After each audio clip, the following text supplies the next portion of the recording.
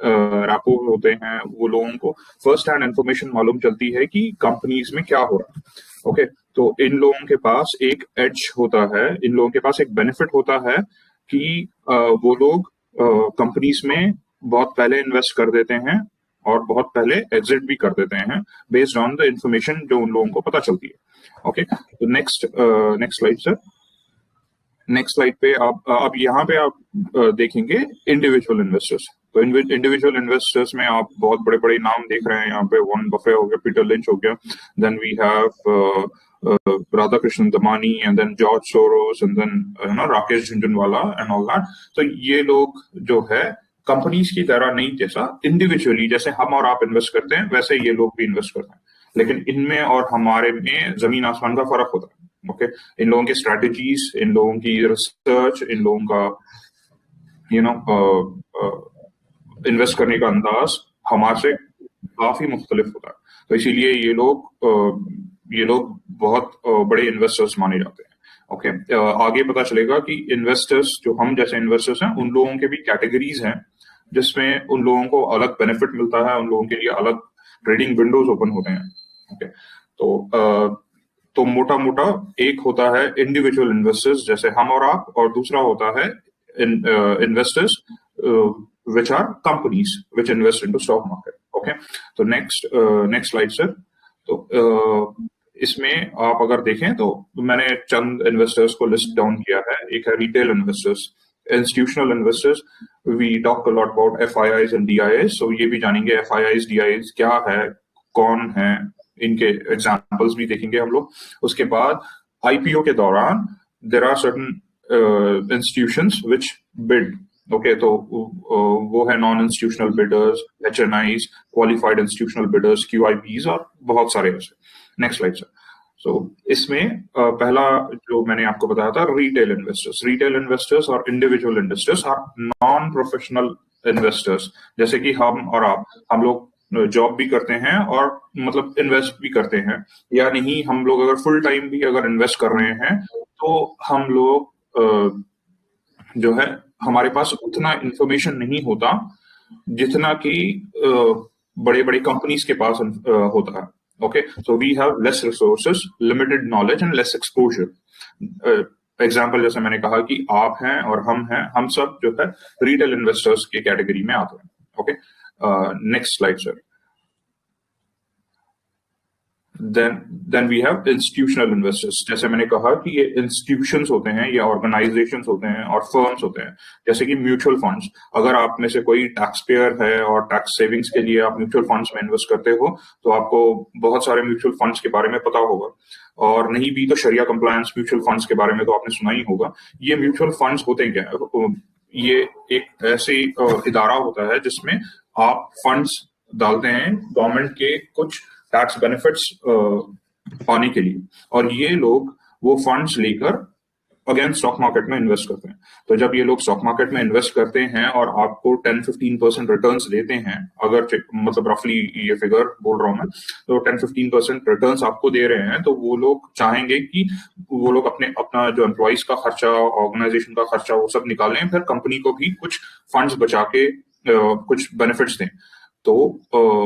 तो ये लोग आपके पैसों पे अपना पैसा बना रहे हैं और देन आपको उसमें से एक छोटा अमाउंट दे रहे हैं। तो इसीलिए कहा जाता है कि instead of investing into mutual funds और ये जो LIC के उसके स्कीम्स आते हैं, उससे बेहतर है कि आप खुद इन्वेस्टिंग सीखें, आप खुद स्टॉक मार्केट के बारे में सीखें, अच्छी तरीके से पढ़ें, अच्छी तरीके से एनालाइज करें और आप खुद इन्वेस्ट करें।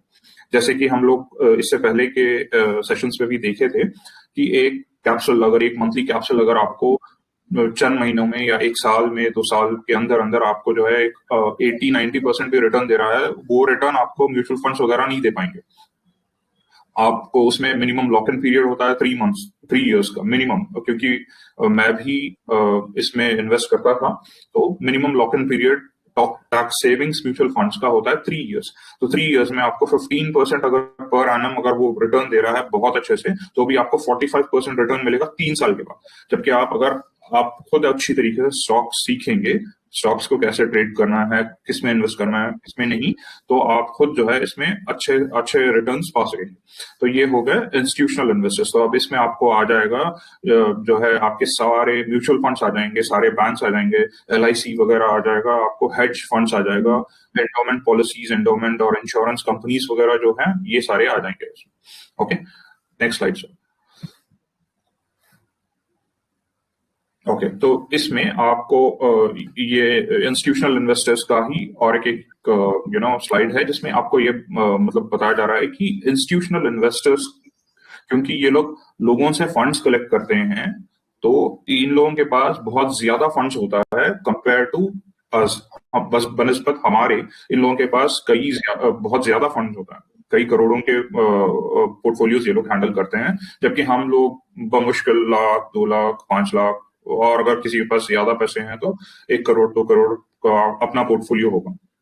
तो इन लोगों का बहुत ज्यादा ये होता है। तो और जब इन लोगों के पास ज्यादा फंड्स होते हैं तो ये लोग जो है इन लोगों के बाइंग से और इन लोगों के सेलिंग से स्टॉक मार्केट और स्टॉक्स को बहुत अच्छी तरीके से अफेक्ट भी कर सकते हैं। ओके, तो इंस्टीट्यूशनल इन्वेस्टर्स ये लोग जो है कॉम्प्लेक्स स्ट्रेटजीज डेवलप करते हैं और उसमें वो लोग ट्रेड करते हैं। हम लोग क्या देखते हैं, हम लोग ये देखते हैं RSI है, CCI है, क्रॉसओवर हुआ है, क्रॉस डाउन हुआ है। ओके, बट अगर ये आप हेज फंड्स के बारे में जाने तो मतलब इसमें होता यह है कि ये लोग जो है फ्यूचर्स एंड ऑप्शंस में दोनों पोजीशंस लेते हैं। अगर यहाँ पे नुकसान हो रहा है तो यहाँ पे दूसरी जगह फायदा हो जाए, तो उसमें जो है वो लोग इतना सारा ये मतलब कॉम्प्लेक्स स्ट्रेटजीज यूज करते हैं पैसा बनाने के लिए। तो this is about institutional investors. Next slide sir. अब हम लोग देखते हैं फॉरेन इंस्टीट्यूशनल इन्वेस्टर्स और domestic institutional investors, FIIs and DIIs। हम लोग इन लोगों की प्रमोशन, इन लोगों की होल्डिंग्स पे भी बहुत ज्यादा कंसंट्रेट करते हैं। तो है क्या ये?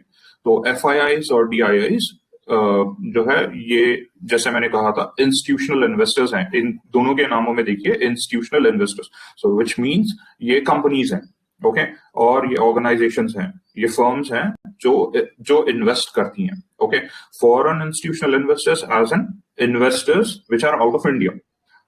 Okay, and domestic institutional investors as in institutions which are within India। जो कंपनीज इंडियन कंपनीज है जो इंडिया में इन्वेस्ट करेगी उन्हें बोला जाएगा डोमेस्टिक इंस्टीट्यूशनल इन्वेस्टर्स। और अगर कोई फॉरेन से कोई कंपनी, बाहर से कोई कंपनी आ रही है और इंडिया में इन्वेस्ट कर रही है तो उसे बोला जाएगा फॉरेन इंस्टीट्यूशनल इन्वेस्टर्स। और नेचुरली जब वो लोग अपनी कंट्री छोड़ के बाहर की कंट्री में इन्वेस्ट कर रहे हैं तो वो छोटा मोटा अमाउंट लेके नहीं आएंगे, वो लोग बड़ा अमाउंट लेके आएंगे। ये जैसे हमारे पास SBI और LIC है, ये आपको जो है डोमेस्टिक इंस्टीट्यूशनल इन्वेस्टर्स केस में आप कंसिडर कर सकते हैं। HDFC हो गया और दूसरे म्यूचुअल फंड्स हो गए, ये जो है डोमेस्टिक इंस्टीट्यूशनल इन्वेस्टर्स। अब नाउ यही domestic institutional investors SBI, HDFC, LIC अगर ये प्लान करे कि सऊदी अरब या गल्फ कंट्रीज में मेरे को इन्वेस्ट करना है, तो अब यही कंपनीज सऊदी अरब में या गल्फ कंट्रीज में फॉरेन इंस्टीट्यूशनल इन्वेस्टर्स बन जाएंगे। ओके, तो in next slide we will see an example of foreign institutional investors and ये देखिए, ये हो गया FIIs का एग्जांपल। ये आप कोई भी स्क्रीनर पे कोई भी कंपनीज के बारे में, यहाँ पे मैं इन्फोसिस के बारे में देख रहा हूँ, तो ये देखिए ये government of Singapore, these people are investing in Infosys. Okay, then Vanguard, emerging market stock index fund, government pension funds, ये सारे जो है ये बाहर के कंपनीज है which are investing in Indian companies, so that is why these are called FIIs। Okay, and their stake is 2-3%, 1%, which is way higher than the stake that we take in a company।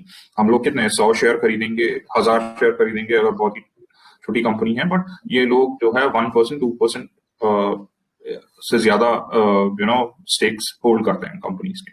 Okay, तो this is about FIIs। Now next slide में हम लोग देखेंगे example of DIIs। ये DIIs हैं, देखिए जैसे कि ये ITC का स्टॉक है। मैंने यहाँ पे आपको समझाने के लिए शरिया कंप्लायंस वगैरह मैंने ये नहीं किया, मैंने आपको मतलब समझाने के नियत से मैंने ये देखा था। यहाँ पे देखिए LIC is investing into ITC। ITC का नेटवर्थ इज ह्यूज। उसके क्वार्टरली रिजल्ट्स होते हैं कुछ 12,000 करोड़ एंड ऑल इस तरह के। तो इसमें ये 16%, 15% रिटर्न्स, 15% स्टेक होल्ड कर रही है। ओके, ये specific India undertaking of units of Indian Trust of India, General Insurance Corporation of India, the New India Assurance Company, Nifty, SBI Nifty, Oriental Insurance Company, ये सारे आपने नाम सुने होंगे, इंडियन कंपनीज हैं। These companies are investing in Indian firms, so that is the reason these companies are called DIIs.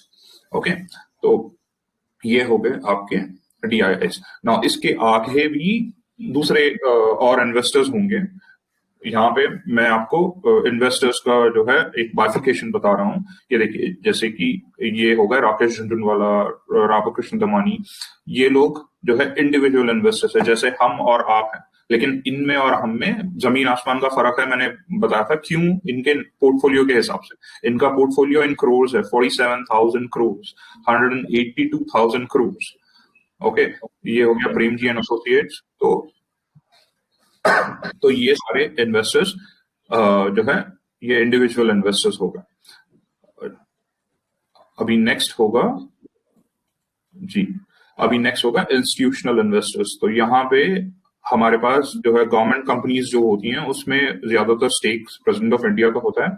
उसके बाद जो इंस्टीट्यूशंस आते हैं वो है SBI, HDFC, ICICI, कोटक। ये सारे इंडियन ग्रुप्स हैं, इंडियन कंपनीज हैं which are investing in India. Now similarly यहाँ पे आप देख रहे हैं FIIs का। FIIs देखिए, गवर्नमेंट ऑफ सिंगापुर हो गए, पेंशन प्लान हो गए, okay, small cap world fund हो गए, वैनगार्ड फंड्स हो गए। ये सारे जो है FIIs हैं। इन लोगों का भी आप नेटवर्थ देखें, ये कितना पैसा लेके आती है इंडिया में इन्वेस्ट करने के लिए। Okay, so these are some of the examples of FIIs, DIIs, and individual investors. Okay, next slide, sir. Okay, next is high net worth individual, HNI और high net worth individual. तो ये जो है, जैसे कि आपने नाम में ये किया है net worth individuals, तो individuals का मतलब हो गया कंपनीज, individuals जो स्टॉक्स में इन्वेस्ट करते हैं। ओके, तो ये हो गए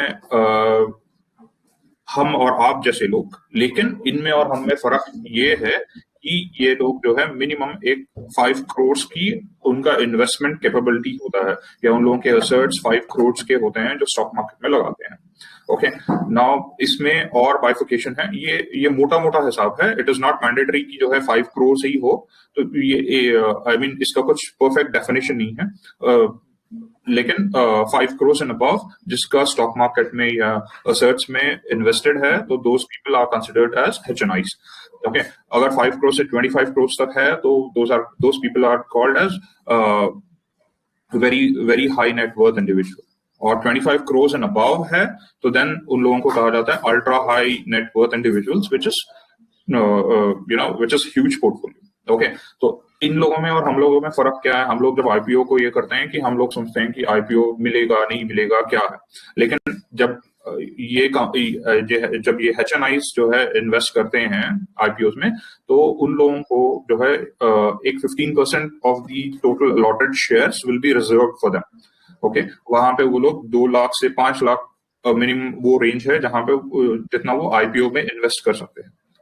so this is how they have a different privileges.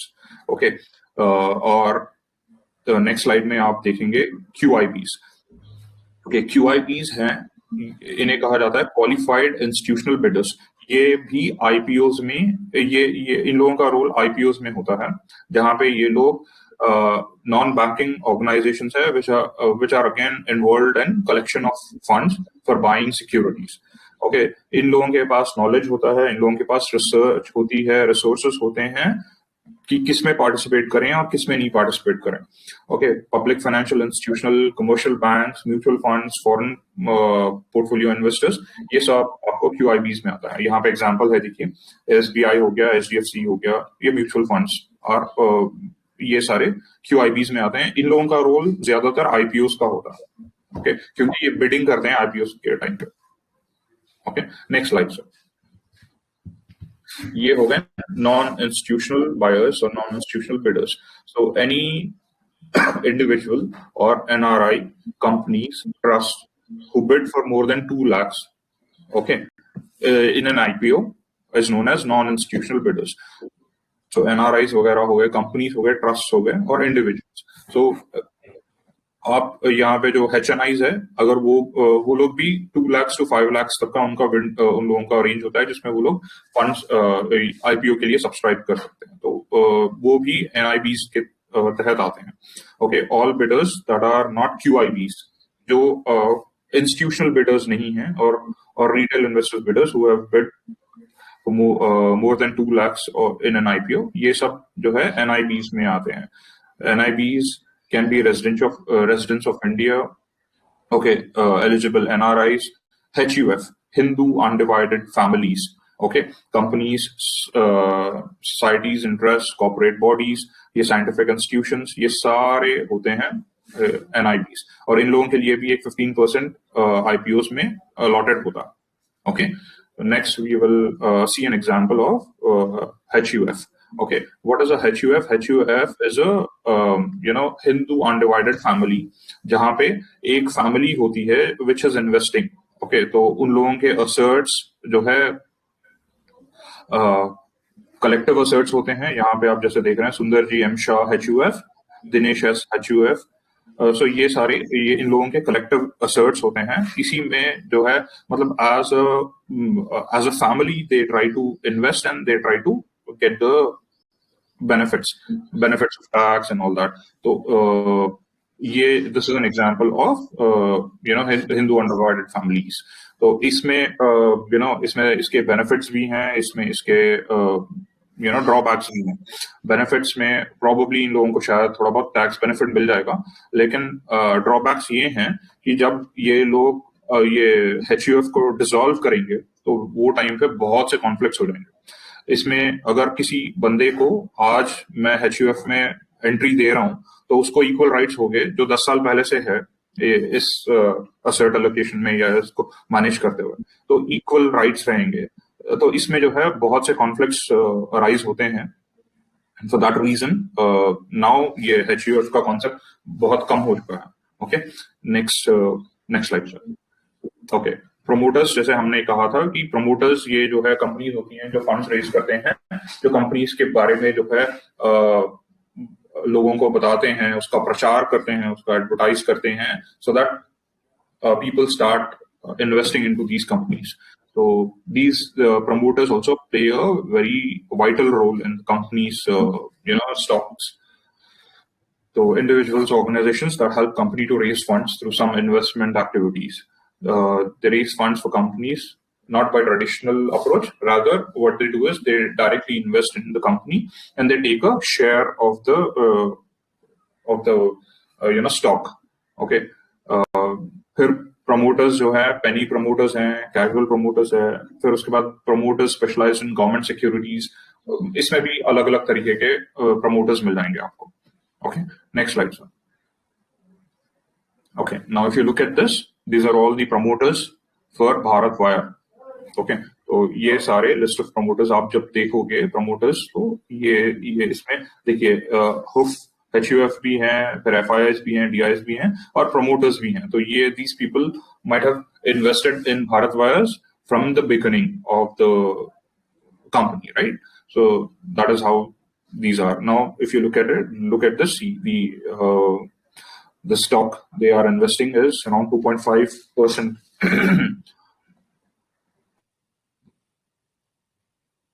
तो इसमें इन लोगों की इन्वेस्टमेंट्स बढ़ते जा रही है। 2.5% इन लोगों का इन्वेस्टमेंट है। Next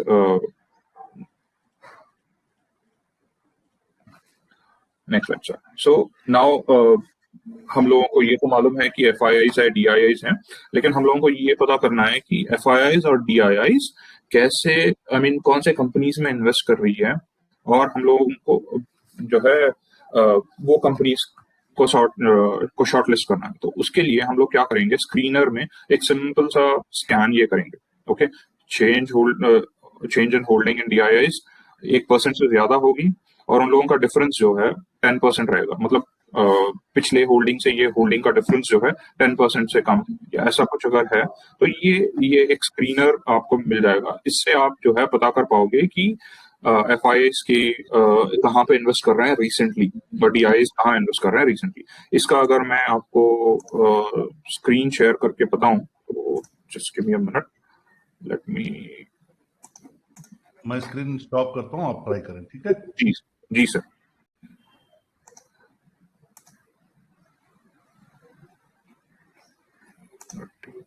query results, okay,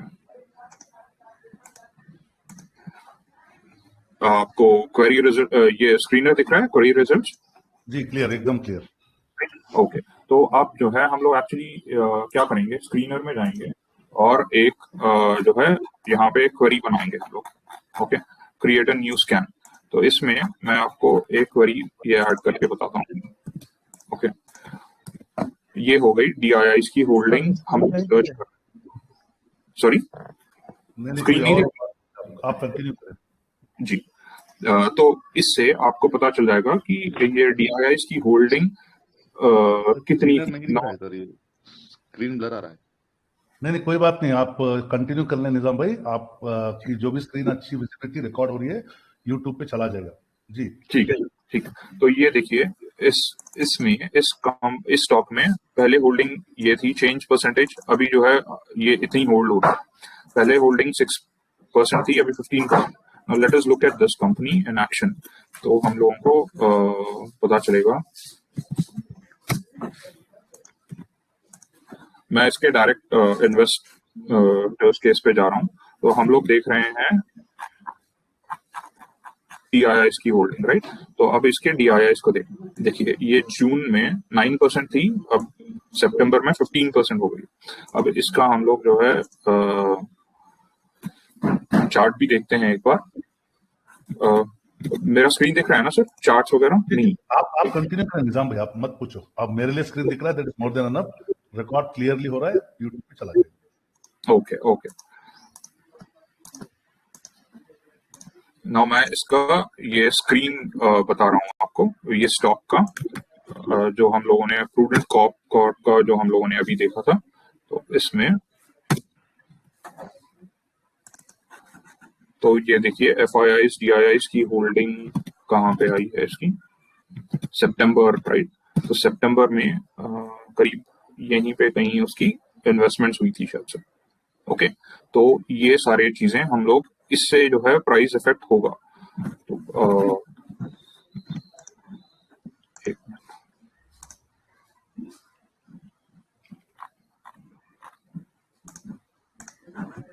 okay, तो अभी हम देखते हैं कुछ और दूसरी कंपनीज जहां पे इन्वेस्टमेंट्स अच्छी हुई हो।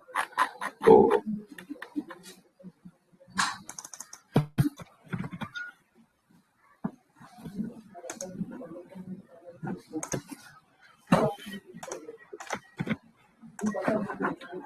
इसका इन्वेस्टमेंट्स देखिए, ये DIIs 4% से 5.8%, 5.8% से 7% ये गया है इसका इन्वेस्टमेंट। ओके, तो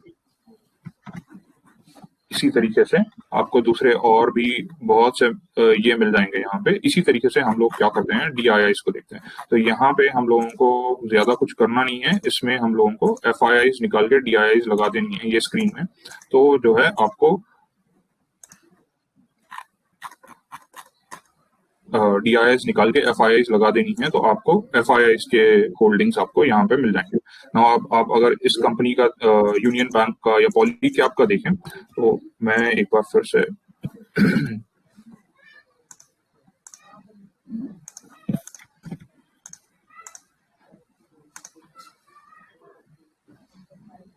पॉलीकैब स्क्रीन शेयर कर रहा हूँ। देखिए, पॉलीकैब में आप इन्वेस्टर्स में देखकर देखें तो FIIs 6% से 8%, 8% से 9.75 एंड देन यहाँ पे देखिए लेटेस्ट उसके 12%, 12.41% इसके FIIs में ये बढ़ा है। ओके, तो ये चीज उनसे आपको पता चलेगा कि जो है कंपनी इन्वेस्टर्स कहाँ जा रहे हैं, कहाँ पे उन लोगों ने इन्वेस्ट किया है। तो इस पे आप जो है शादाब भाई की स्ट्रेटेजी ऐड करें कि देखें कि जो है ये कंपनीज इसमें कहाँ पे इन्वेस्ट हो रही है, कहाँ पे ये लोगों का इन्वेस्टमेंट्स है, and then you can accordingly invest. हाँ, इसमें एक ड्रॉबैक ये है कि हम लोगों को पुराना डेटा मिलता है, but yes you will certainly have an idea कि हाँ ये कंपनीज सही है इन्वेस्ट करने के लिए, क्योंकि इन्वेस्टर्स इस तरफ जा रहे हैं। और एक बात, इन लेटेस्ट इन्वेस्टमेंट्स के लिए आप एनएसई की वेबसाइट से जो है चेक कर सकते हैं। I'll try to find out a way कि जो है लेटेस्ट इन्वेस्टमेंट अपॉर्चुनिटीज जो है FIIs DIs जहाँ पे कर रही हैं उसका कुछ डेटा मिले, then I will share it with you. I am doing that, वो मुझे मिला नहीं है, मैं आपको इंशाल्लाह बताऊंगा अगर मिलता तो। ठीक है सर, आप स्क्रीन शेयर कर दें, बाकी हम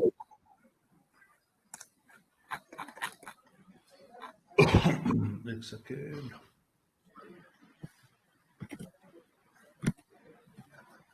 स्क्रीन नजर आ रही है? जी सर, जी सर। हाँ, आप कौन सा एग्जांपल्स ऑफ प्रमोटर्स? ओके जी, इसके बाद नेक्स्ट जो है हम लोग वो हाँ ये देख रहे थे now, yes, bulk deal and block deal. तो जब ये इन्वेस्टर्स इन्वेस्ट करते हैं, विजिबल नहीं है। नहीं मेरी नजर आ रही है, आपको शायद नहीं आ रही होगी, नजर आ रही है। तो बल्क डील और ब्लॉक डील होती है। तो हम लोग जानेंगे कि बल्क डील क्या है और ब्लॉक डील क्या है। तो बल्क डील में होता ये है कि बाइंग और selling of shares which is 0.5% of the total number of shares. For example, अगर आप जी right sir, next slide sir. तो बल्क डील में होता है कि अगर कोई ट्रांजैक्शन हो रहा है जिसमें 0.5% of total number of shares जो है खरीदे या बेचे जा रहे हैं, तो उसे बोलेंगे बल्क डील। ओके, जैसे कि 1 लाख शेयर्स हैं किसी कंपनी के, तो उसका 0.5% क्या होगा, 150 शेयर, राइट। तो अगर इतने खरीदे या बेचे जा रहे हैं तो आपको जो है उसके तो ये जो है बल्क डील में आती है, 0.5% ऑफ द शेयर्स। ओके, इसी तरीके से ब्लॉक डील होती है जहां पे एक कंपनी के, नेक्स्ट स्लाइड, एक कंपनी के एग्जांपल दे दें। ये जो है इसका एग्जांपल है बल्क डील का, जहां पे किसी कंपनी के स्टॉक्स, छोटे मोटे स्टॉक्स खरीदे गए थे एक 0.5%, 1% केस पे।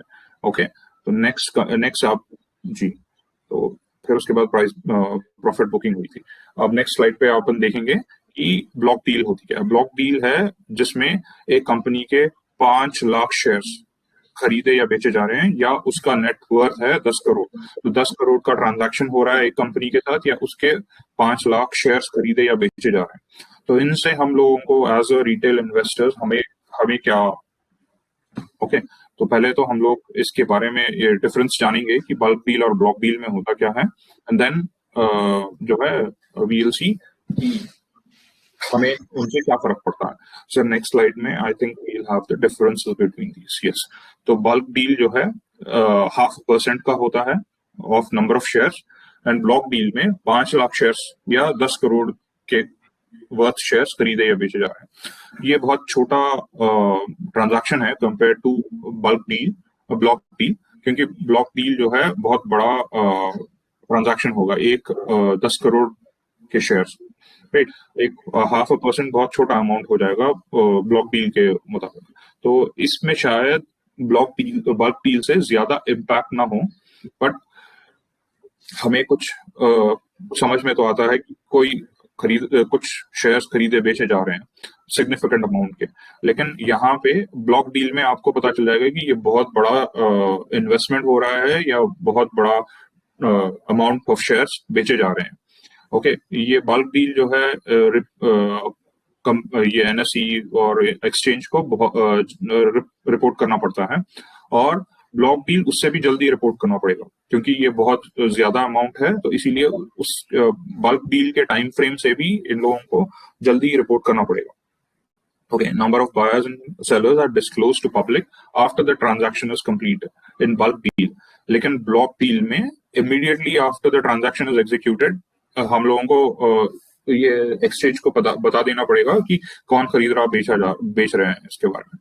Okay, ये this are often used by retailers and institutional investors for portfolio management and trading purpose. तो अगर कोई आधा % का स्टॉक खरीदा बेचा जा रहा है तो जो है क्यों बेचा जा रहा है, क्योंकि उससे हम लोगों को एज एन हमारा छोटा अमाउंट है तो उस पर बहुत ज्यादा इफेक्ट पड़ सकता है. तो इसीलिए हम लोग उसको एक यार्ड स्टिक के जैसे देखते हैं कि इससे क्या हमारे ऊपर क्या फर्क पड़ेगा और उससे हम लोग हमारा पोर्टफोलियो एडजस्ट करते हैं. ओके, बट इसमें ज्यादा ये अटेंशन नहीं मिलेगा बल्क डील से मार्केट को. वहीं पे ब्लॉक डील में क्योंकि बहुत ज्यादा अमाउंट ऑफ स्टॉक और money is involve, institutional investors, mutual funds, ये लोग इस पे ज्यादा नजर रखते हैं ब्लॉक डील्स पे. और वहीं पे ये ब्लॉक डील से मार्केट को ज्यादा जो है अटेंशन मिलेगा और इसके पार्टिसिपेशन से जो है वॉलेटिलिटी बढ़ेगी या कम होगी. अगर कोई कंपनी में इतने 5 लाख शेयर्स खरीद रहा है या 10 करोड़ रुपए इन्वेस्ट कर रहा है तो उससे जो है एक स्ट्रॉन्ग सिग्नल जाएगा मार्केट में कि हाँ भाई, तो ये कंपनी में इन्वेस्टमेंट्स हो रहे हैं और हम जैसे जो रिटेल इन्वेस्टर्स हैं, हाँ, हम लोग भी उस तरफ इन्वेस्ट करने का रुझान रखेंगे. राइट, तो ये हो गया bulk deal and block deal. तो इससे हम लोगों को क्या इफेक्ट पड़ेगा, तो क्योंकि जैसे इसमें मैंने ऑलरेडी समझा दिया है, छोटा मोटा 0.5% शायद ही किसी को इफेक्ट करेगा, लेकिन बड़ा अमाउंट अगर कहीं आ रहा है या कहीं से जा रहा है तो वो हमारे लिए एक अलार्म है या एक इंडिकेटर है. आप ऐसे समझे कि जो है हमें उस पर नजर रखनी चाहिए, ये क्यों हो रहा है, किस लिए हो रहा है. ओके, ये हमारे पोर्टफोलियो के लिए, हमारे जो इन्वेस्टमेंट प्रिंसिपल अमाउंट है उसके लिए बेनिफिट करेगा. Yes, I think we are almost done. Yes. So why should we bother about bulk deal and block deals? So ये जो है huge transactions है when compared to retail investors का portfolio. So such information can be used as an indicator to decide whether we have to buy a stock or not. Okay, bulk deal can possibly hint towards consolidation of stock. जैसे consolidation होता है तो वो लोग 100 stocks 200 stocks नहीं खरीदेंगे, 5 एक 0.5%, एक 1%, इस तरीके के स्टॉक्स खरीदेंगे. तो ये आप सोच सकते हैं मार्केट साइडवेज में है, स्टॉक साइडवेज में है और ये अमाउंट ये जो है स्टॉक कंसोलिडेशन हो रहा है. तो शायद बल्क डील अगर हो रही है तो आप उस नजरिए से एक स्टॉक को देख सकते हैं कि शायद वहां पे कंसोलिडेशन ऑफ स्टॉक हो रहा है. Block deal can be more focused as it might impact the price action. तो मतलब कोई इन्वेस्टर्स एग्जिट कर रहा है तो पीक पे है तो वहां पे एग्जिट कर रहा है, या वहां से मतलब बॉटम पे है तो वहां पे एंट्री ले रहा है. तो ये आप स्टॉक में इस नजरिए से देख सकते हैं कि स्टॉक ऊपर जाएगा या नीचे जाएगा. this could be possibly कोई FIIs इन्वेस्ट कर रही है या DIIs इन्वेस्ट कर रही है, लेकिन वो लोग बहुत सटली इन्वेस्ट करते हैं. इट्स नॉट लाइक वो लोग लाइमलाइट में आके इन्वेस्ट करेंगे. वो लोग क्योंकि सस्ते में पहले माल उठा लेंगे फिर महंगे पे वो लोग बेचेंगे, तो वो लोग जो है लाइमलाइट में नहीं आएंगे. लेकिन